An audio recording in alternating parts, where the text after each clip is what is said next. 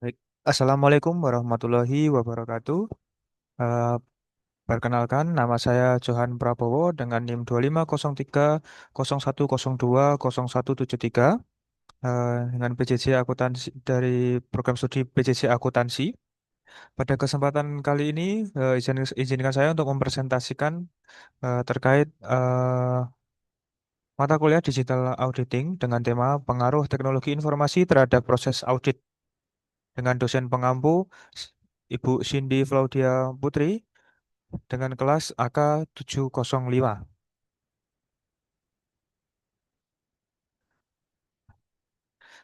Baik, transformasi digital dalam akuntansi.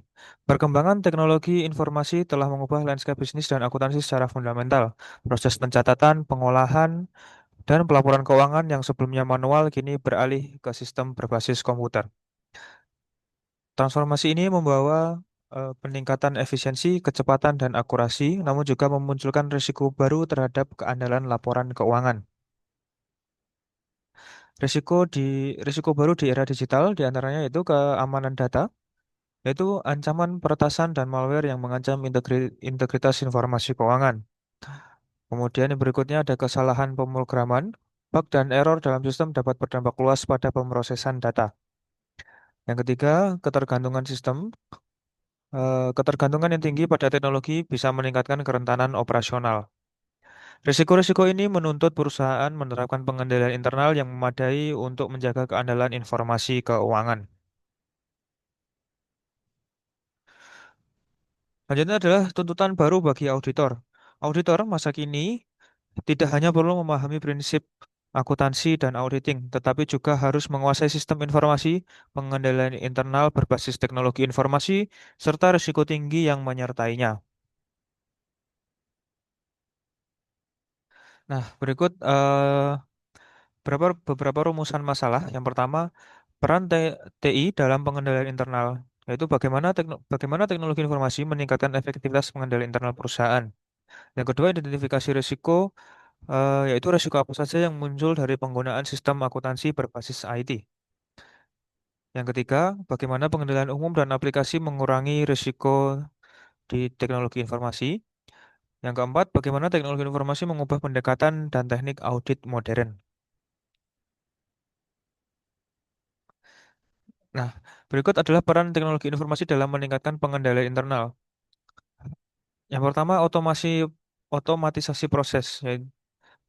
Otomatisasi proses digunakan untuk mengurangi human error dalam transaksi rutin. Kemudian kontrol akses dapat mudah dikendalikan dengan adanya user ID, password, dan otorisasi berbasis peran. Kemudian validasi real time, yaitu dengan cara mendeteksi kesalahan otomatis pada input dan pemrosesan. Sistem akuntansi berbasis TI memungkinkan otomatisasi yang mengurangi kesalahan manusia dan bisa memperkuat kontrol. Yang berikutnya adalah jejak audit digital. Jejak audit digital di dalam teknologi informasi memiliki keunggulan, yaitu sistem TI menghasilkan jejak aktivitas lengkap yang memungkinkan auditor menelusuri setiap transaksi secara mendetail dan efisien.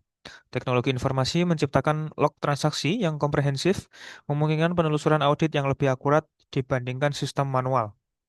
Audit trail elektronik meningkatkan transparansi dan memudahkan deteksi anomali dalam alur transaksi. Yang berikutnya adalah risiko sistem akuntansi berbasis TI. Yang pertama adalah kegagalan sistem. Gangguan sistem dapat menghentikan proses bisnis dan menyebabkan hilangnya data penting. Yang kedua adalah ancaman keamanan. Peretasan seperti eh, peretasan, kemudian adanya malware dan serangan cyber dapat mengancam integritas data keuangan. Kemudian yang ketiga adalah kesalahan program. Bug dalam pemrograman dapat menyebabkan kesalahan masif dalam pemrosesan data. Yang terakhir adalah efek berantai. Pemrosesan data massal yang mengalami kendala atau kesalahan kecil bisa berdampak besar jika tidak terdeteksi.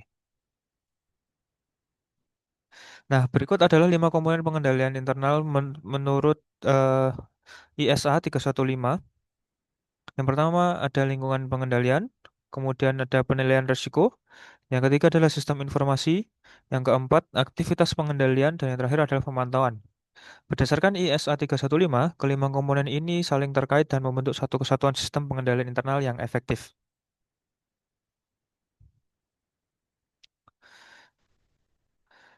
Tantangan khusus dalam lingkungan teknologi informasi, yaitu yang pertama risiko perangkat keras, kerusakan fisik, kegagalan sistem, dan kehilangan data akibat bencana bisa memerlukan backup yang cukup cukup baik dan rencana kontingensi yang harus matang. Kemudian jejak audit berkurang. Ini maksudnya adalah transaksi elektronik tanpa dokumen fisik menuntut auditor mengandalkan bukti digital dan sistem logging. Yang ketiga adalah kompetensi terkait teknologi informasi. Ya, auditor juga harus memiliki keahlian teknologi informasi untuk memahami dan menguji sistem klien. Yang terakhir adalah pemisahan tugas.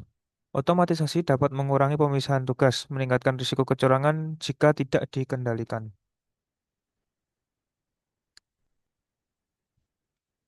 Berikut ada dua jenis pengendalian dalam lingkungan teknologi informasi. Yang pertama, ada pengendalian umum, yaitu kebijakan dan prosedur yang berlaku untuk seluruh sistem teknologi informasi.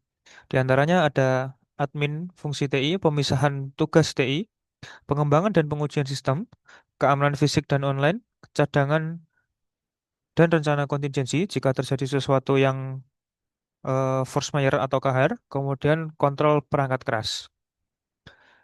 Yang berikutnya adalah pengendalian terkait aplikasi, itu kontrol khusus untuk masing-masing aplikasi, seperti kontrol masukan atau input control, kontrol masukan batch, kontrol pemrosesan, dan kontrol keluaran atau output control. Pengendalian umum yang kuat menjadi fondasi efektivitas pengendalian aplikasi.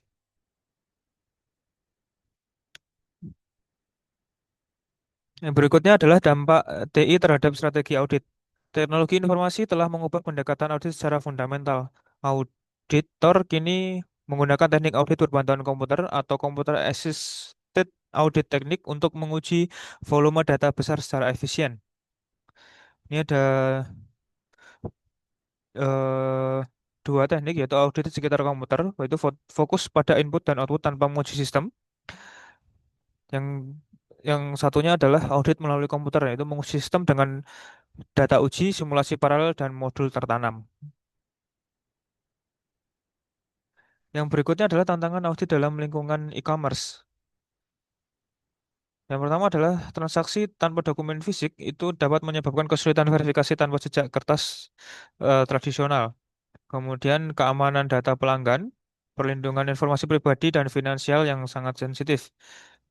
Kemudian ketergantungan pihak ketiga, risiko dari payment gateway dan platform eksternal.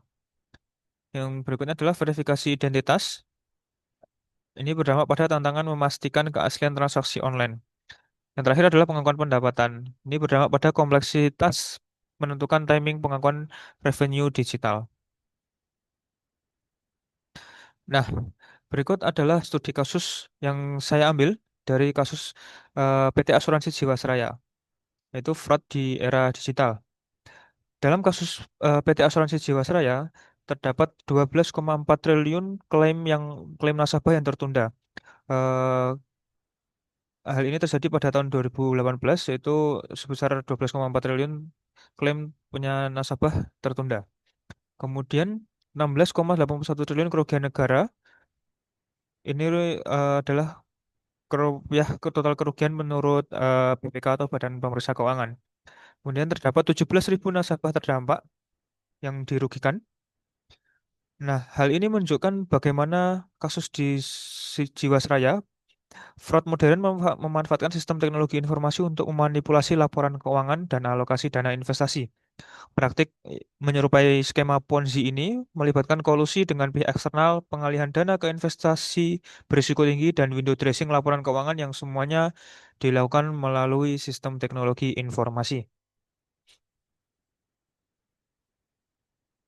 Yang terakhir adalah kesimpulan. Kesimpulan yang dapat kita ambil adalah manfaat teknologi informasi itu dapat meningkatkan efektivitas pengendalian internal, efisiensi audit, dan keandalan informasi keuangan. Namun, juga dapat memunculkan risiko baru, seperti memunculkan ancaman keamanan, ketergantungan, sistem, dan kompleksitas yang harus dikelola. Kemudian yang terakhir pendekatan seimbang itu memerlukan pengendalian internal memadai dan kompetensi auditor di bidang TI. Teknologi informasi adalah pedang bermata dua, alat yang ampuh untuk meningkatkan kualitas audit, sekaligus sarana potensial untuk fraud yang kompleks. Keberhasilan audit modern tergantung pada kemampuan auditor dalam memanfaatkan teknologi informasi sebagai alat pencegahan dan deteksi. Ya. Eh, Baik, sekian presentasi yang dapat saya sampaikan. Ada kurang lebihnya saya mohon maaf. Wassalamualaikum warahmatullahi wabarakatuh.